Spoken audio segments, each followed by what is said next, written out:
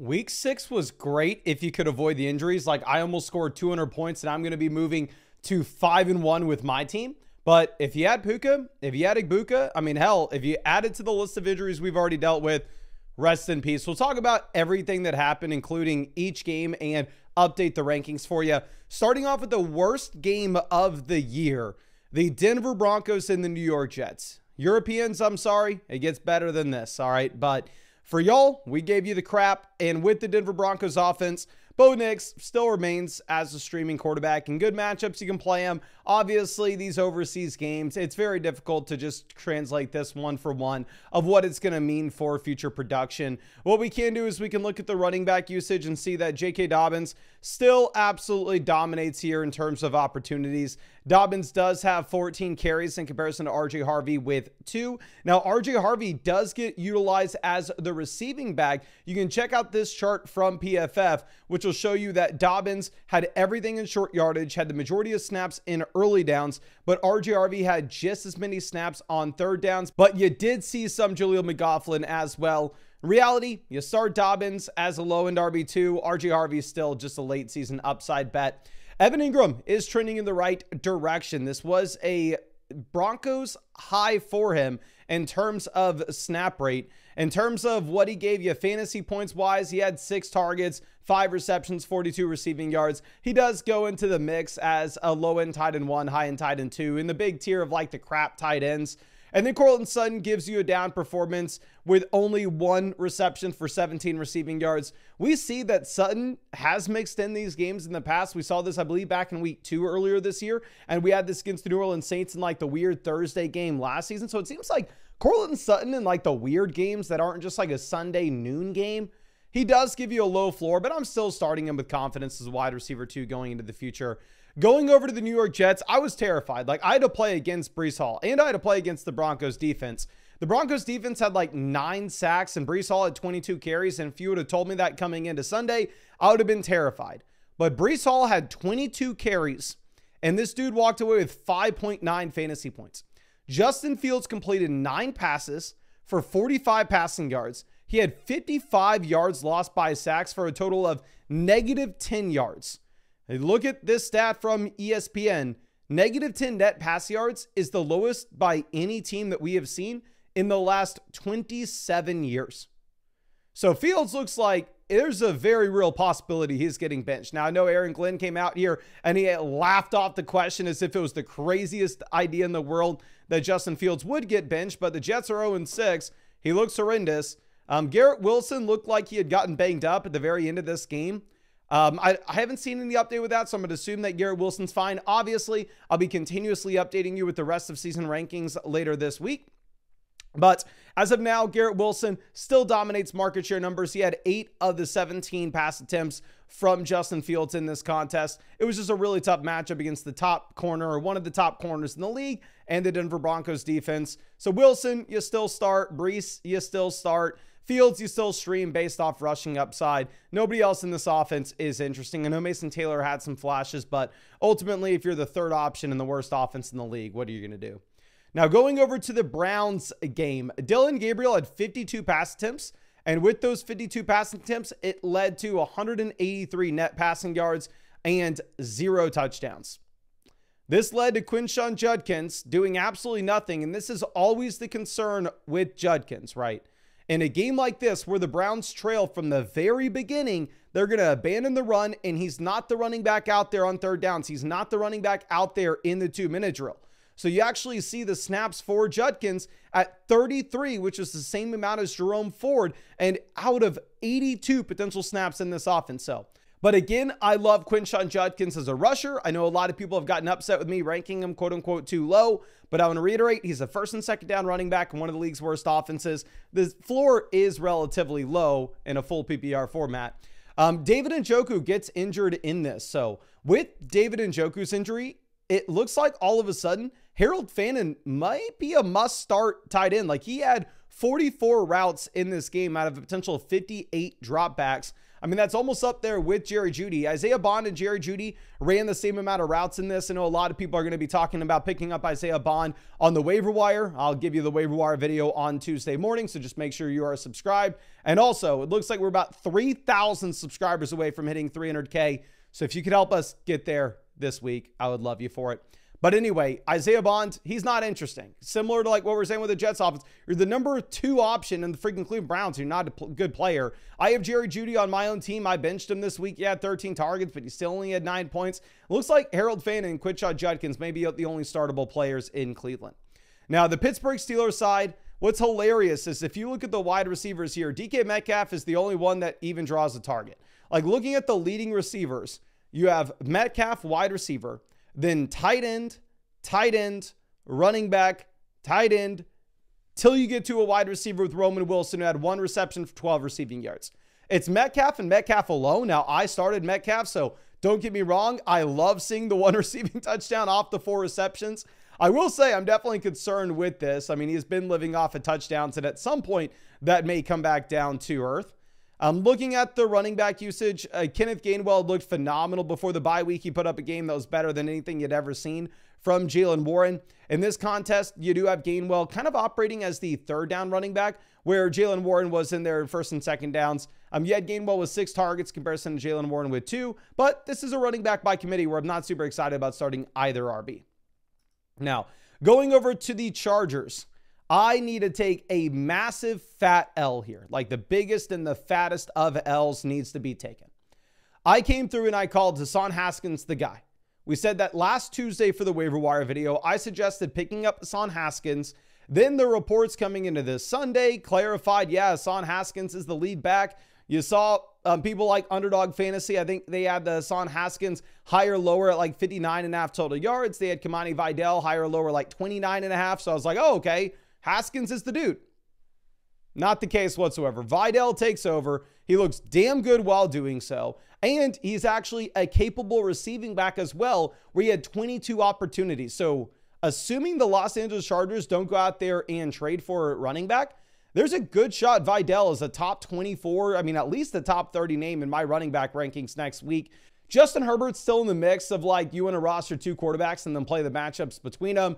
Ladd McConkey blows up, and all it took was the wide receiver 1 for this team with the big Q being out. So congrats if you started Ladd. I'm not going to be skyrocketing Ladd McConkey up my rankings. Everybody here can celebrate and go crazy that Ladd McConkey had some fantasy points. I hope Quentin Johnston's back next week for the sake of my underdog teams. Looking at Keenan Allen had 7 targets. I don't change anything with this wide receiver room in Los Angeles. The only takeaways is Vidal's the dude unless they trade for an RB. Gadsden is actually now an interesting waiver wire pickup. I know a lot of people have been looking at Gadsden over the past few weeks. I had been hesitant, but if you look at this chart from PFF or this graph from PFF, you'll see that every week that goes by, he is playing more and more and more. He's up to 75% of this team's snaps. He looks good out there. He's a capable receiving tight ends. Obviously, a lot of this had to do with the fact that you had no Quentin Johnston, but still, going into the future, this could be a good spot. Now, if you obviously are smarter than I am and you went Mason, I know that Vidal's the lead back from the very jump. I hope that you took the higher than 29.5 total yards on Underdog Fantasy, and if you're that smart, I hope you can predict it again. You can go over to Underdog Fantasy right now. Check out some projections for the games on Monday. Go higher, lower. Underdog's available in almost every single state. Right now, they're number 2 in the App Store among all sports apps, only behind the Chicago Marathon. So go ahead, download Underdog. If you use promo code FLOCK, you will get $100 added to your account after you play your first 5.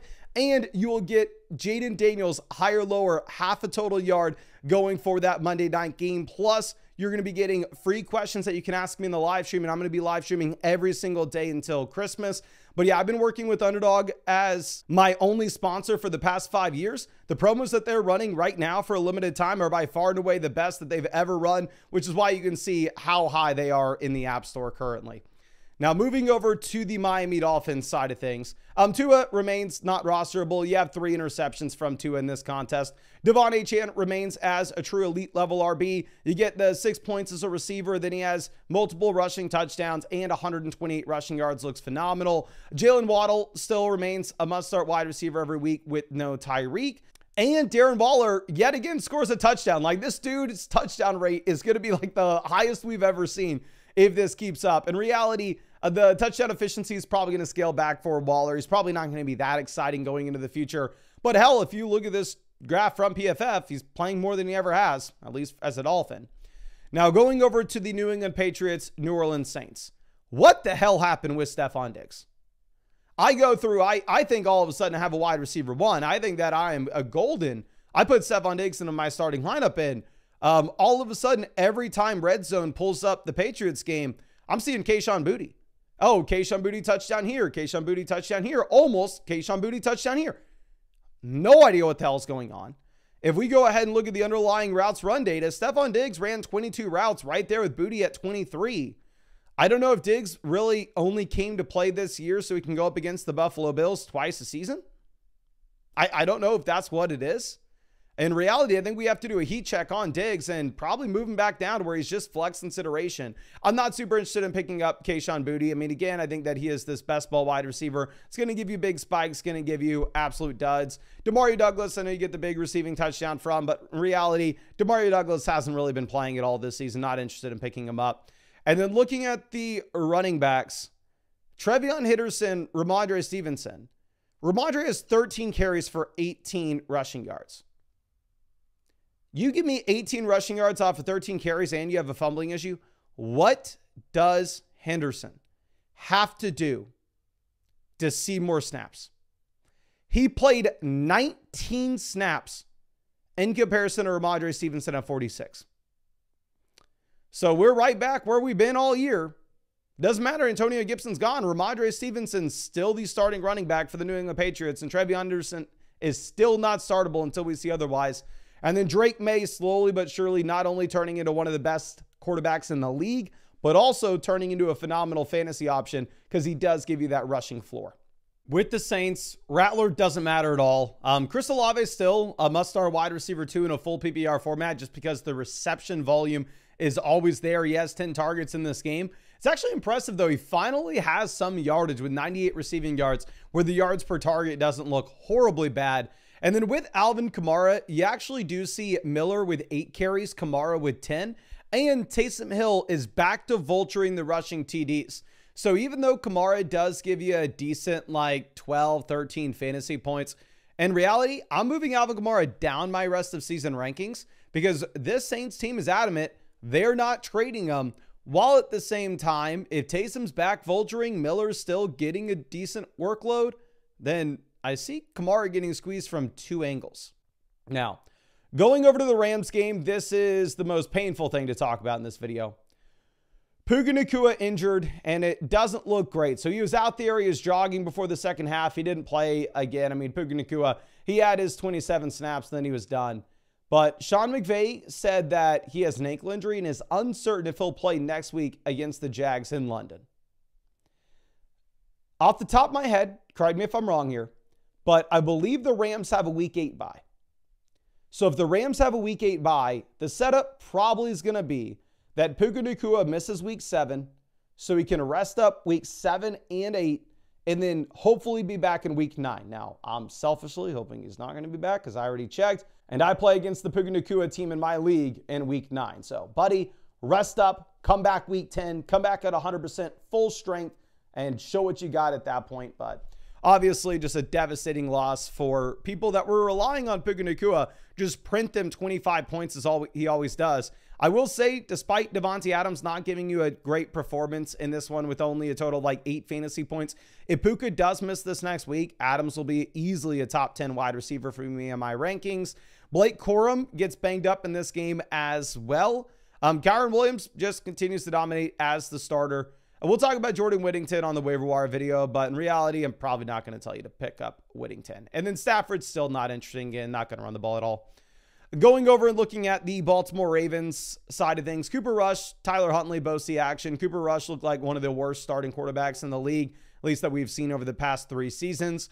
Derrick Henry is everything to this offense. 24 rush attempts, 122 rushing yards. But Derrick Henry still not going to go out there and catch the ball, so he's still not doing really much for a fantasy day. Zay Flowers not startable until you get Lamar back in. In reality, just nothing here is interesting until we get Lamar back. The Ravens have the week 7 bye. I would assume that we get Lamar Jackson back in week 8. And then all of a sudden you get excited about playing Zay Flowers again. Now, look at this graph from PFF and you will see that Isaiah Likely is back at playing like super high percentage of snaps. He actually plays 63 snaps in comparison to Mark Andrews at 61. So Andrews probably is cuttable at this point if you still have him. Now going over and looking at the Arizona Cardinals. With the Cardinals, you have Jacoby Brissett, and I saw this stat, which is crazy, that Brissett threw for 320 yards and 2 passing touchdowns today. The last time Kyler Murray did that was 34 games and nearly 3 years ago in week 8 of 2022. So you actually have Trey McBride coming through with one of Trey McBride's best performances ever. Like McBride actually gives you the 22 points and produces off the 11 targets. Trey McBride is still my tight end 1 overall in fantasy. And we got the blurb from Adam Schefter this morning before the game started that Bam Knight was going to be starting over Michael Carter. Now, in reality, it doesn't really matter who is the starter and who is the backup because they pretty much just split this backfield with opportunities where you did have Bam Knight 37 snaps in comparison to Michael Carter at 32. Michael Carter kind of operated a little bit more as the receiving back. Michael Carter played all the 2-minute drill. He played the vast majority of third downs where you actually had Bam Knight in there for short yardage as well as the early downs. So if this is a bad offense and neither of these running backs are that talented, I would probably say that you want to be benching both of these running backs until we see otherwise. Now, going over to the Indianapolis Colts side of things, Daniel Jones continues to be in that range of quarterbacks like Justin Herbert, where he's not like a must-start name every week regardless of matchup, but he's like, you can roster Daniel Jones and Fields, Daniel Jones and Knicks, Daniel Jones and let's call it Jared Goff, and then play the matchups between those 2 names. Because he does give you the rushing upside. He has a rushing touchdown. Jonathan Taylor continues to have everything here. Jonathan Taylor is still a top 3 running back rest of season. Tyler Warren still absolutely dominates with 9 targets, and he gives you the receiving touchdown, 6 receptions, 63 receiving yards. Started off this game extremely hot. Josh Downs actually leapfrogs Michael Pittman Jr., and Downs has 7 targets, the receiving touchdown, 6 receptions, and 42 receiving yards. Now, I'm still going to rank Michael Pittman Jr. as the wide receiver 1 here in Indianapolis going into the future. We had Michael Pittman Jr. as the sell high candidate coming into this game because if you had looked at the targets here, you would have seen that it wasn't like Pittman was dominating targets here. He had just been running hot on touchdowns. So I think this is kind of some natural regression that you have for Pittman, but Pittman's still borderline flex. Tyler Warren, still my tight end 2 rest of season. Jonathan Taylor still a top 3 running back. Nothing changes. Going over to Seattle, Sam Darnold continues the ball. The Seattle Seahawks are now 4-2. Darnold almost 300 passing yards off of 27 pass attempts, and everything gets funneled through Jackson Smith-Njigba. He has 13 out of 27 potential targets. He has 8 out of 16 potential completions. He has 162 receiving yards off of 295 passing yards. Like, JSN is maybe leapfrogging Amon-Ra. Honestly, at this point with the Puka injury, I'm going to be updating my rest of season rankings. You'll see that on flogfantasy.com tonight. You'll see it on this YouTube channel tomorrow. But JSN may end up being the wide receiver 1 in my rest of season rankings. Now that we think about the Puka injury, we'll see what Amon-Ra St. Brown does tonight. Cooper Kupp gets you a touchdown. You're never starting Kupp. You're never starting Torrey Horton. You just drop these other players. Really, it's just the running backs, and it is JSN. And the running backs are just eating into each other, where you have a total of 33 snaps for Zach Charbonnet, 19 snaps for Kenneth Walker. So at some point, I mean, I know we had Kenneth Walker as a sell high running back in our rankings video earlier this week. I understand that we had Kenneth Walker already nuked in our rankings, but we may need to move him even below Zach Charbonnet if Charbonnet is going to keep playing over him. And I don't see why they'll look to trade Kenneth Walker anytime soon, knowing that this team's actually competitive and this team's playing for it this year. Now, moving over to the Jacksonville Jaguars. Trevor Lawrence, it just takes a ton of sacks. Trevor Lawrence doesn't really look that great. You have 42 pass attempts for 214 net passing yards. Now, of course, you don't throw an interception. Travis Etienne still has the same exact role that he did previously. I started Etienne this week. I would be fuming that we barely had any points, but like I said, I almost dropped 200 and we're going back to the top spot in the league, 5-1. And the next 2 weeks, I get to play the 2 worst teams in my league. So 7-1 is on the horizon. But Etienne's still the same guy he was before. Still losing third down work to LaQuint Allen. Byshell Tootin still taking meaningless touches. Going over to the receivers. Nothing really changes here for Travis Hunter. Travis Hunter, the only thing that he does is erase a big-time touchdown for Brian Thomas. And Brian Thomas, I mean, he has a blow-up. He has 10 targets, 8 receptions, 90 receiving yards, and the receiving touchdown. Brian Thomas had remained a must-start wide receiver 2 for us in our rankings. Do I move him up to being a wide receiver 1 after one strong performance? Probably not. Now, keep in mind, like I said, this could have been an even bigger day if it wasn't for the offsides for Travis Hunter. So Brian Thomas, you're still starting him every week. Etienne, you're still starting him every week. But Travis Hunter, not so much. Travis Hunter, I would still keep him on my roster. Like, he does actually run 44 out of 51 potential routes in this game. So the utilization is up, which is really nice to see. Just, he's not trustworthy as a starter until we actually get a breakout. And now let's go over to Dallas. So George Pickens, absolute domination. George Pickens looking like Jackson Smith and Jigba out there. You have 11 targets, 9 receptions, 168 receiving yards, and the receiving touchdown. Jake Ferg sees the receiving touchdown as well. This is why we called Pickens that buy low candidate. The second that CeeDee Lamb went down, I went ahead and moved him inside the top 10 of my rest of season ranks. Just going every week that Lamb's out, George Pickens is going to be a borderline top 5 wide receiver for us in our rankings because this is a garbage defense. Dak Prescott's an efficient quarterback, and they're going to be force funneling targets in the direction of Pickens. Now, I know we all want to get excited, and we all want to say, oh, this is going to be the case through the end of time. He's going to remain a top 5 wide receiver rest of season, even with CeeDee Lamb. No. Lamb's going to come back. Lamb will be the wide receiver 1 for the Dallas Cowboys. Best case scenario, this is Jamar Chase and T. Higgins from last season, where you're still starting George Pickens every single week. Don't get me wrong. But instead of Pickens being an elite high-end wide receiver 1 in fantasy, he's going to be more so like T. Higgins last year. Will he be a low-end wide receiver 1, high-end wide receiver 2 that you're still starting every week? Jake Ferguson scores the receiving touchdown, but I stand by that we called him a sell-high candidate this week because CeeDee Lamb's possibly coming back in week 7. And Javonte Williams doesn't do much. They really abandon the run, but I'm not worried about Javonte whatsoever. You had the Miles Sanders injury, and you'll see that Javonte played more snaps than ever. It's not like Jaden Blue all of a sudden came in and Jaden Blue took a bunch. Now, the toughest thing to figure out when I make my rankings, and please go to the comment section and let me know what you are thinking in terms of this split going into the future, is how am I going to rank Rico Dowdle versus Chuba Hubbard when Hubbard returns? I heard this on Red Zone, but I believe this performance with 239 yards from Rico Dowdle was the most yardage we have seen from a Carolina Panther player ever, including Christian McCaffrey. McCaffrey never got to 239 total yards. And now this is back-to-back performances from Rico Dowdle of over 200 yards. How the hell could they ever go back to Chuba Hubbard as a starter? As I talk through this, I'm thinking I'm going to be putting Rico Dowdle as the running back 1 in Carolina rest of season. I'm going to be assuming that it's a running back by committee where Dowdle and Hubbard split.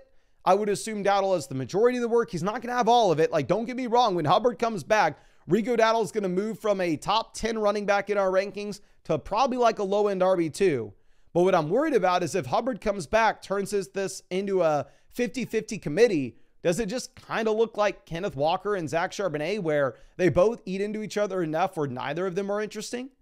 And then looking at Teteroa McMillan, what had been hilarious is coming into this game every single week, he has just been printing 8 targets, 50 receiving yards, 8 targets, 9 targets, 50 receiving yards. He finally only has 5 targets, but he has multiple receiving touchdowns. You go up against the Dallas Cowboys defense and everybody's going to ball. And then obviously Xavier Legette looking like maybe the dumbest player in the NFL. Now, moving over to the Tennessee Titans and Las Vegas Raiders. I am super happy with my decision to stream the Raiders defense this week, as it looks like Cam Ward may be the worst quarterback. I don't want to say that. Cam Ward may be one of the worst quarterbacks in the NFL right now. He's putting up like a Bryce Young level rookie season, a Trevor Lawrence level rookie season, right? Where we have seen this from these number 1 overall picks, where it's not the most surprising thing in the world. With the Tennessee Titans, Tajee Spears plays 36 snaps in comparison to Tony Pollard with 26. It does look like Spears kind of takes over as the third down running back, where Spears is out there running the routes, being in there in the 2-minute drill. And that's going to be horrible for Tony Pollard, who I have on my own team. Is just going to be riding the pine for the rest of the season. Because again, this Tennessee Titans team is going to be playing from behind all year. Like if you lose to the Raiders in this way, you don't have much hope going forward. And you see Spears with 23 2-minute drill snaps in comparison to Tony Pollard with only 7. And then Calvin Ridley gets injured. I would say like, oh, wheels up for L.A. Manor. Nobody's interesting in Tennessee. You cannot start a single name here until we see otherwise. Both Pollard and Spears should be rostered, because if either of them were to go down, then the other guy would be startable. But for now, nobody is in your starting lineup. Now, going over to the Raiders, again, Jacoby Myers may be the worst player I've ever seen. But Geno Smith, you never consider starting. Ashton Jeanty, what's kind of sucks, I had to play against Jeanty this week, so I'm happy he didn't do much.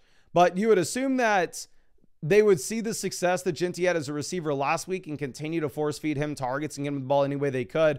But that does go away just a bit. You only have 2 receptions, 11 receiving yards for Ashton Jeanty, but I guess he had a decent amount of targets in comparison to pass attempts in this offense. So the market share numbers were fine. But Jeanty remains must start 3-down running back every single week going to the future.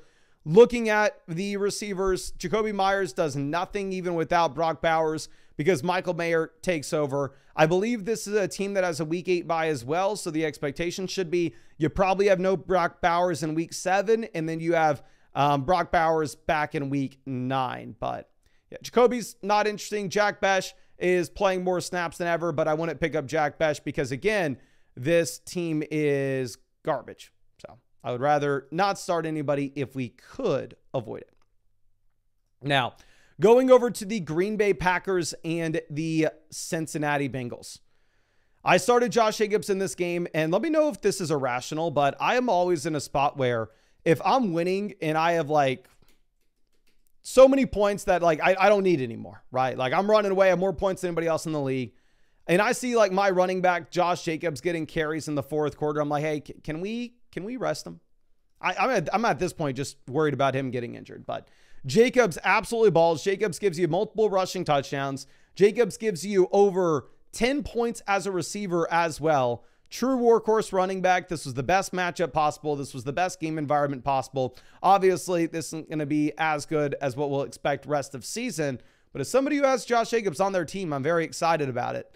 I'm going over to the receivers. Matthew Golden leads the team, but Romeo Doubs has 9 targets. So I would still say Doubs is the lead wide receiver. Tucker Kraft gets a receiving touchdown, but Kraft only has 2 targets. The thing with the Packers, again, is they spread the ball out so much. It's very difficult to start anybody but Jacobs. I mean, you can go Doubs, you can go with Myers as flex plays and hope that they have a big week, even if it's not a guarantee. Then going over to the Cincinnati Bengals, Chase Brown gives you 11 opportunities, which is the fewest mark that he's had so far this season. And Samaje Perine catches up with snaps, or Perine has 30 snaps in comparison to Chase Brown with 35. So it's about the time to throw in the towel with Chase Brown and say, you know what? It's not happening. We can just go ahead and we can just throw him on our bench, even if he is getting the volume. Now, I understand that a lot of people are excited about this Bengals offense with Flacco coming over, but you had looked at what sportsbooks were telling us, and keep in mind, I'm always of the opinion that sportsbooks know more than I do. They know more than you do. They're better at predicting than we are. And they didn't move the line on this game at all. It was still Packers favored by 14.5. So it was a very easy spot to just say, you know what? Flacco's not going to help this week. He probably helps in the future, but this is the toughest defense in the league. Jamar Chase still must start wide receiver every single week. I mean, we've had him as a top 10 wide receiver, even at the worst of times. And I think he's our wide receiver 6 rest of season. We're going to leave that there as well. Then looking at T. Higgins, I have T. Higgins on my bench. He has 11 fantasy points, one of the best marks of his season so far. Yeah, the 8 targets, which is nice, but this just wasn't the matchup for him.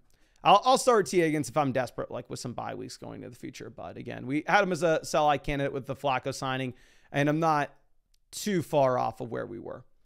Now, let's go over to the Tampa Bay Buccaneers and the San Francisco 49ers. So, a little bit about me is I have actually lived in Tampa before. Love Tampa. Family is there. And I was going to be a Bucs fan whenever I lived there. I was like, oh, okay, well, I'm not a fan of an NFL team. Let me go through, let me root for the Bucs. Let's have some fun. Let me see if I can be a fan of an NFL team in a full workout. And my brain is so broken from fantasy football. It always has been, that I just simply couldn't root for him. Like, I'd be watching the game going like, oh, how many points does Leonard Fournette have? How many points does Chris Godwin have? But I'm starting to root for this Bucs team. This offense is so damn fun with Baker Mayfield. Baker Mayfield, in my opinion, may be the most fun player in the NFL at this point. You have every wide receiver injured here. Every single one.